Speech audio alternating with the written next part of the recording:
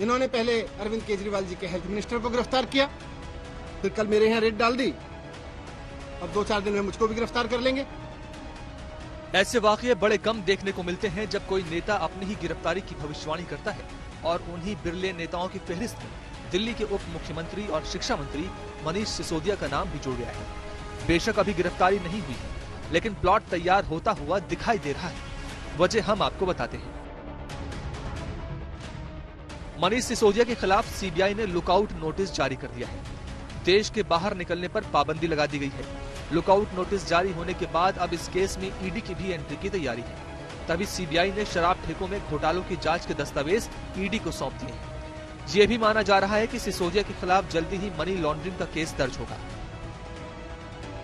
जांच एजेंसियों के एक्शन में अचानक आई तेजी दिल्ली के डिप्टी सीएम के लिए शुभ संकेत तो कतई नहीं।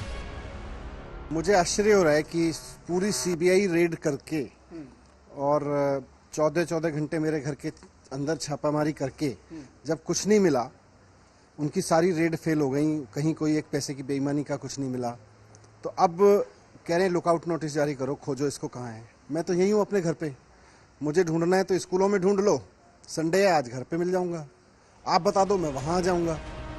सिसोदिया के खिलाफ लुकआउट नोटिस जारी हुआ तो उन्होंने पीएम मोदी के पुराने वीडियो को ट्वीट कर दिया। मोदी के पुराने बयान के आधार पर सीबीआई की कार्रवाई पर ही सवाल उठा दिया। हालांकि आम आदमी पार्टी लाख सवाल उठाए, बीजेपी का एक ही जवाब है, कानून अपना काम कर रहा है।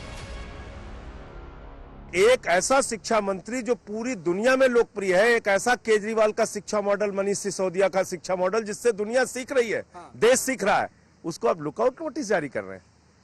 हत्यारों को लुकआउट नोटिस जारी नहीं होती, आतंकवादियों को लुकआउट नोटिस जारी नहीं होती, लाखों करोड़ के लुटेरों को लुकआउट नोटिस जारी नहीं होती। पूरा देश इस वक्त महंगाई से करा रहा है, चिंता है कि महंगाई से कैसे छुटकारा पाया जाए, बेरोजगारी से नौजवान करा रहा है, कैसे बेरोजगारी से छुटकारा पाया जाए।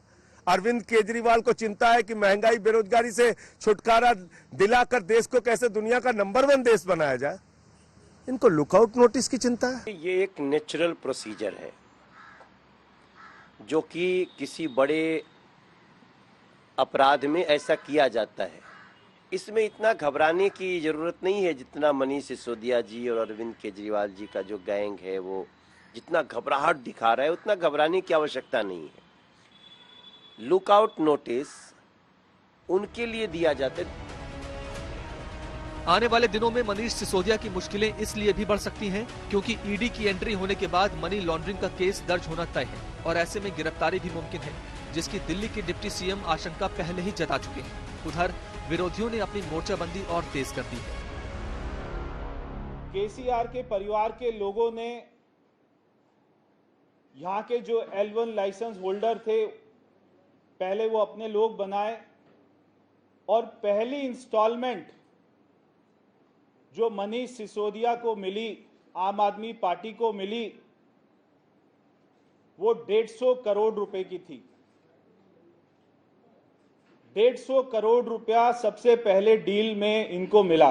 साफ सी बात है कि 144 करोड़ का शराब नीति में चूना जो है वो सरकारी खजाने को तो लगा है। ये बात मुख्य सचिव की रिपोर्ट में एलजी साहब को जो सौंपी गई, उस आधार पे सीबीआई ने जांच की है। ये वो कट्टर ईमानदार पार्टी है जो बेईमानी का चेहरा अब सामने आ रहा है। बात शिक्षा नीति की तो हो ही नहीं रही है, बात शराब नीति की हो रही है। आम आदमी पार्टी पर सवाल शराब नीति को लेकर हो रहा है, लेकिन जवाब सियासत नीति पर आ रहा है। आप लगातार ये कह रही है कि अब 2024 आम चुनाव में मोदी की असली टक्कर केजरीवाल से ही होगी। खैर ये तो बाद की बात है, लेकिन उससे पहले आम आदमी पार्टी और उनके बड़े नेता मनीष सिसोदिया के सामने जांच एजेंसियों के बढ़ते पंजे से बचने की चुनौती है। दिल्ली से पंकज जैन, मुनीश चंद्र पांडे और अमित भारद्वाज के साथ आज तक ब्यूरो।